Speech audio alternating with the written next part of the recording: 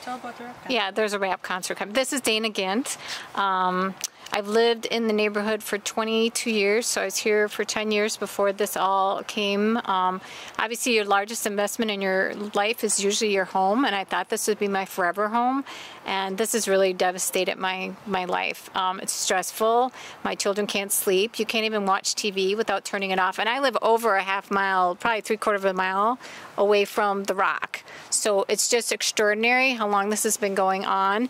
To give you a little history, when this project was first proposed in 2014, the developer literally, and I can give you the application, literally said that the advanced technology that he was going to use would all but eliminate the decibel levels into the surrounding neighborhoods. I'd be happy to give you the application. It was March 31st, 2014.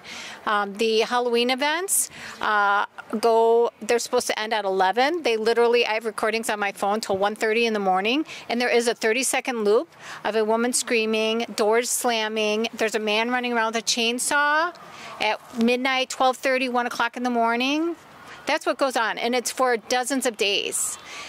In 2020, there was a movie, drive-in movie that was opened. They amended the agenda with 23 hours notice to put 4 items for this event on the agenda, which is illegal, by the way, and they approved 90 days of outdoor movies, and they promised it would be through AM and FM or a mobile app. They literally had 12 speakers broadcasting the movies. That profanity was hell. You could hear it in our homes. They had a late night movie.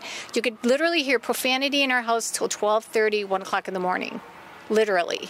And my son's bedroom is on this side of the house also, which is just so devastating as a mother, knowing I cannot do anything to protect my children. I mean, I put on those heavy shades and whatever I can do. And I've had people on Facebook go, oh, give them earplugs, or you get earplugs, or get a sound machine. That's just like so offensive to me. And I replied back to them. I'm like, because that was when my children were smaller. I'm like, oh, so I'm supposed to put earplugs in so I don't hear my baby crying. Oh, that's a novel thought. In 2016, this project was approved, and the condition was to have a comprehensive sound study before anything was built over there. The manipulation between the county established 79 decibels for this development. It's illegal. They have no authority to establish decibel levels or interpret ordinances, but that is what they did. And they will argue that they didn't, but that is specifically what you did, and I can give you the audio recordings of the Corporation Council and the Department of Administration person saying that 79 decibels is appropriate for this location. And that might be true. It could be 79 decibels in the stadium, but the way they've manipulated it is it's 79 decibels at the property line, which the ordinance 15-31107 is literally says 50 decibels is the maximum until 10 p.m. at night, and after 10 p.m. it goes to 45 decibels.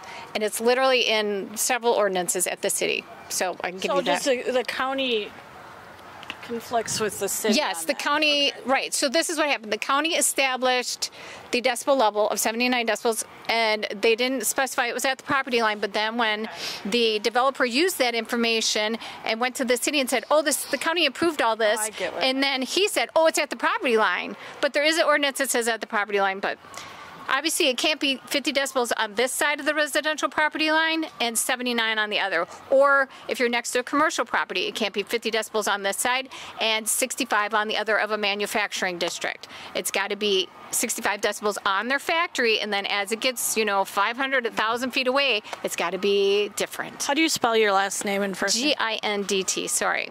And the frustrating thing with that, too, is the county established that 79 decibels, but now they come back and tell us, well, that's local ordinance. We can't do anything about that.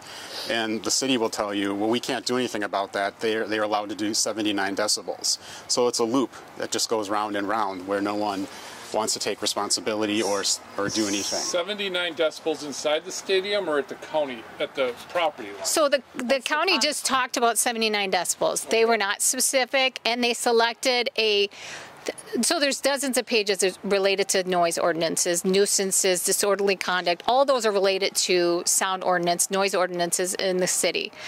The county selected one little paragraph out of those close to 60 pages, and that's what they use. And that is about having special events, exceedances like fireworks, and that's for specific dates, specific events, not something that has 130 events a year.